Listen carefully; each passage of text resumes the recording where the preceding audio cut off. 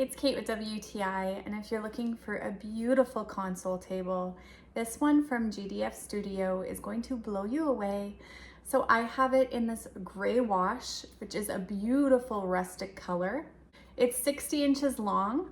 I didn't measure, but it happens to be the perfect fit for my love seat. So we use it as a sofa table. It backs along my couch, and I just love how it finishes the space.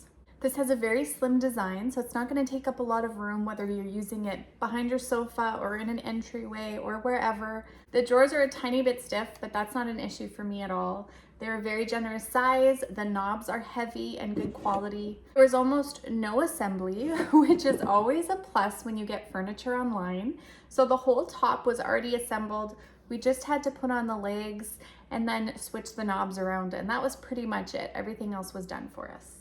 I've received lots of compliments on this table. Everybody who comes in says something about it. It's a beautiful way to add some decor, add some functionality, storage, all of those things, and beautify your space. It also comes in a ton of colors, so it was very hard to pick. But regardless of which one you choose, I think you'll be really happy with it, and that's my point of view.